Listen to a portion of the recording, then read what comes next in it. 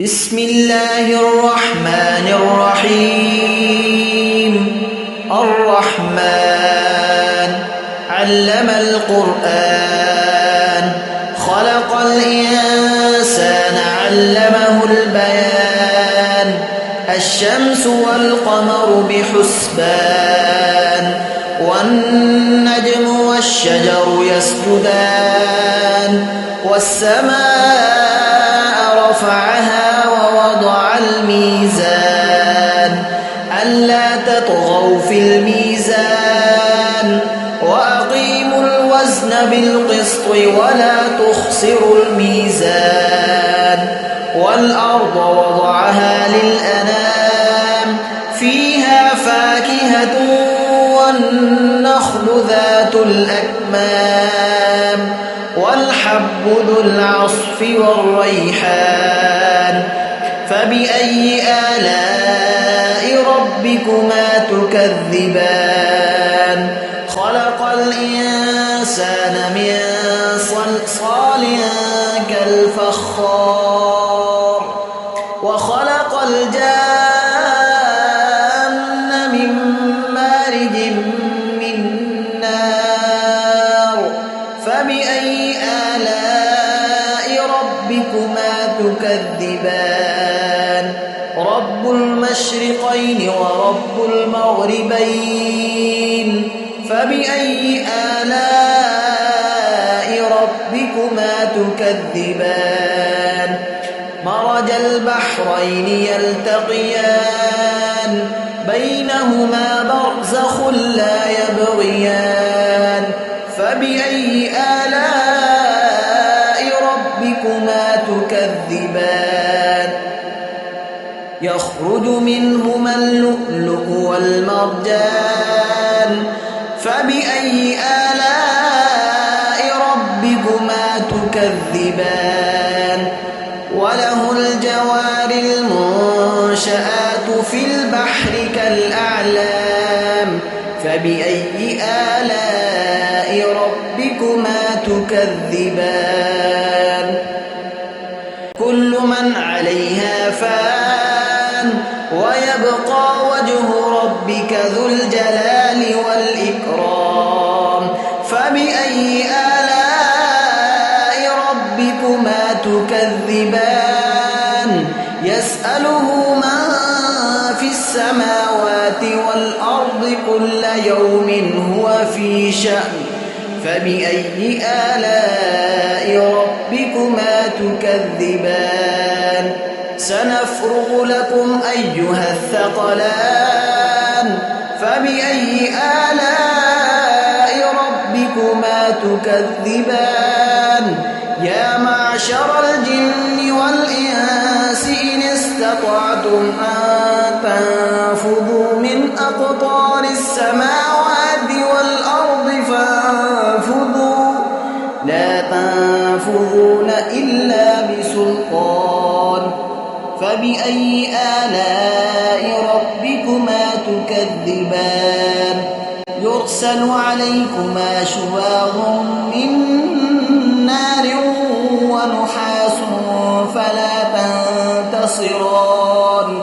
فبأي آلاء ربكما تكذبان؟ فإذا انشقت السماء فكانت وردة كالدهان.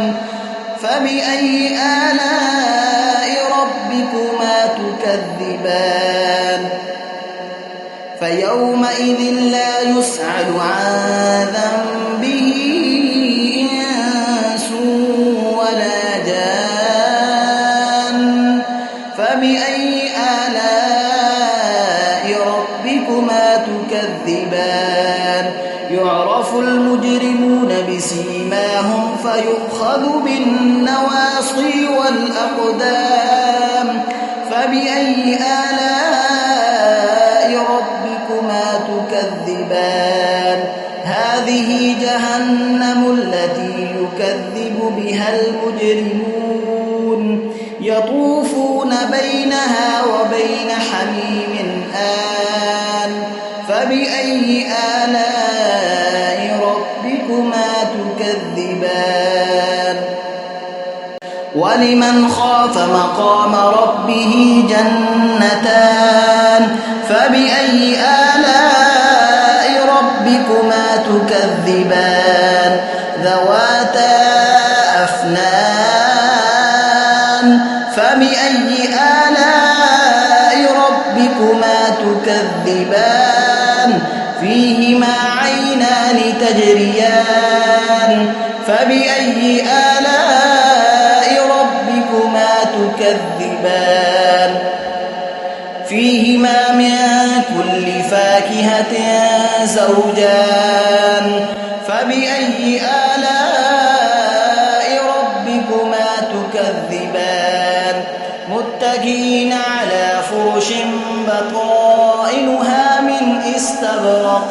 وجنى الجنتين دان فبأي آلاء ربكما تكذبان فيهن قاصرات الطرف لم يطمثهن إنس قبلهم ولا جان